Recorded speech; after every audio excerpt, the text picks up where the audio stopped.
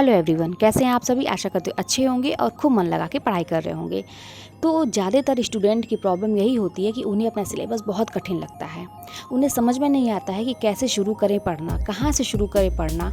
और इतना ज़्यादा है, एक पढ़ेंगे तो दूसरा छूटेगा। किताबें इतनी सारी हैं, नोट्स इतने सारे हैं, कैसे मैनेज करेंगे। कोचिंग मैंने ले रखा है, उसको कैसे मैनेज करें। टेस्ट भी लगाने हैं, कैसे करें। टाइम तो उतना ही है, काम भी करने हैं, बहुत सारी चीज़ें।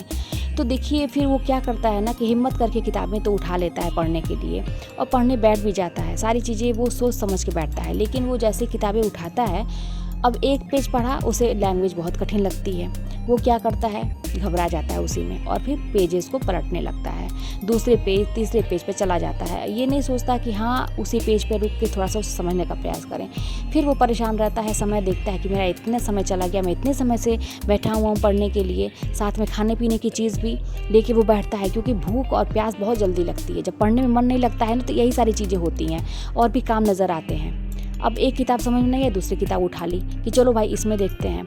अब बिना किसी प्लान के, है ना, तो दूसरी किताब में भी पढ़ना शुरू किया, पन्ना पलटना शुरू किया। कुछ समझ में नहीं आ रहा है, कोई लैंग्वेज समझ में नहीं आ रही है, बड़ी कठिन भाषा है, पहले ही घबरा गया।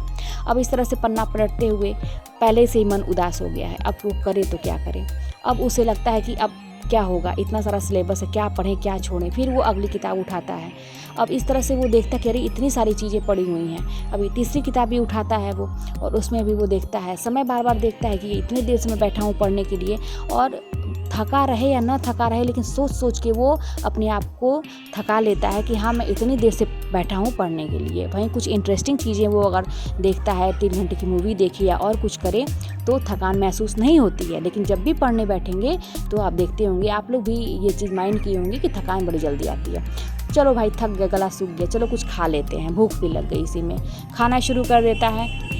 उसके बाद वो पानी भी पिएगा, सारी चीज़ें। अब इसमें भी समय कम से कम 10 मिनट तो आपका जाएगा ही खाने पीने में, है ना। और जब आप कुछ पढ़ भी रहे थे और वहाँ पे बीच में आपने ब्रेक कर दिया कुछ चीज़ों के लिए, तो फिर दिमाग वहाँ से हटने भी लगता है। समझदार स्टूडेंट जो वो होता है जो अपना ध्यान उसी पर लगाए रहता है कि हाँ, मैंने अभी तक क्या क्या पढ़ा।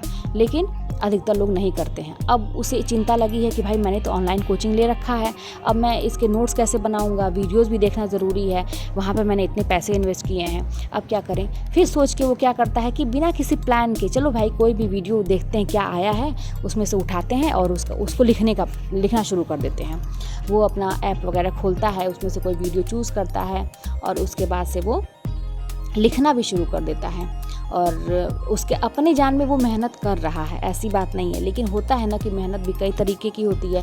एक कहते हैं ना कि एक बैल भी होता है, वो दिन भर मेहनत करता है ना। लेकिन वहीं पे आप देखेंगे कि कुछ ऐसे जानवर होते हैं या कोई ऐसे मनुष्य होते हैं जो दिमागदारी से मेहनत करते हैं, स्मार्ट वर्क करते हैं। तो हमें मेहनत किस तरह की करनी है, किस कैटेगरी की करनी है। अब इतना करते करते वही बात है कि सोच लिए पहले ही कि बहुत ज़्यादा पढ़ लिए, हालांकि ऐसा कुछ नहीं किया कि हाँ मैंने बहुत ज़्यादा पढ़ लिया। अब नींद भी लग गई, थकान भी लग गया, उसी में सो भी गए, सब कुछ कर लिया, भूख भी लग रही है, प्यास भी लग रही है, सारी चीज़ें हो रही हैं।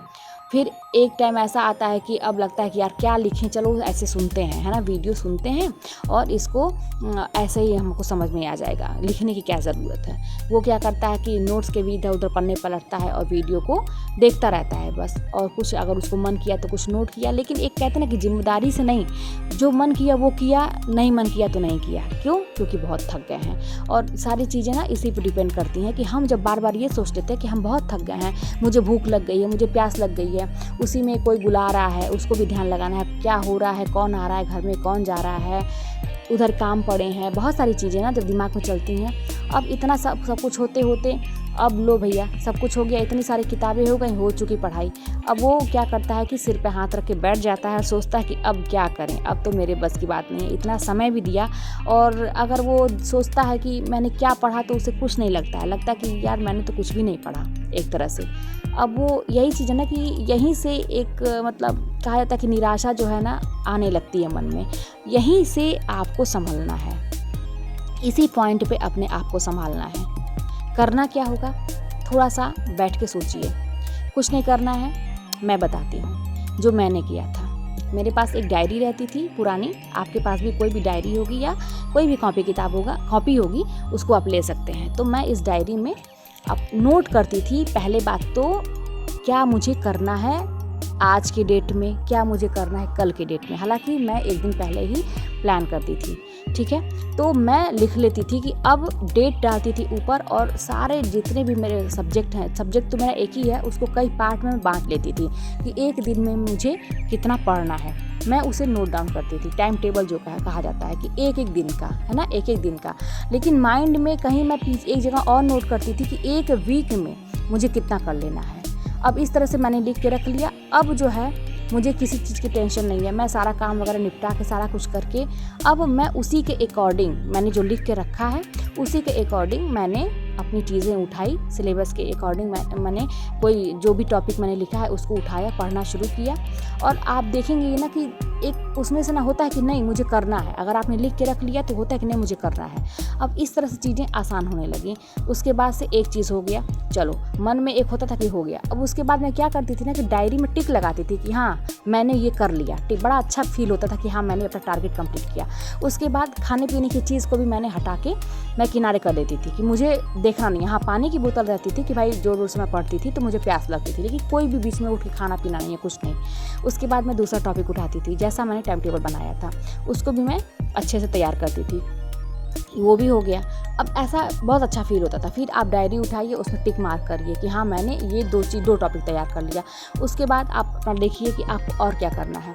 फिर आपका अगर कोचिंग वगैरह है, आपने कहीं आपको कोई वीडियो देखनी है, कुछ भी करना है, आप उसमें टाइम मैनेज करिए। उसमें आपके टाइम टेबल में वो भी इंक्लूड होना चाहिए कि हाँ मुझे ये इस टॉपिक पे मुझे वीडियो कल देखने हैं और उसके नोट्स बनाने हैं, वो भी आराम से कर लेंगे। अगर एक आप टाइम टेबल के तहत चलेंगे ना, देखिए 24 घंटे सबके पास होते हैं, आपके पास भी है और बाकी लोगों के पास है, लेकिन उसको मैनेज करना ना ये आना चाहिए, और यही होता है स्मार्ट वर्क। अब देखिए अब ये सारी चीज़ें हो गई, टाइम से हो गई कि मैंने टॉपिक पे पढ़ लिया और ये भी पढ़ लिया, ये भी कर लिया, मैंने नोट्स भी बना लिए। बहुत अच्छा फील होता है, मन खुश हो गया।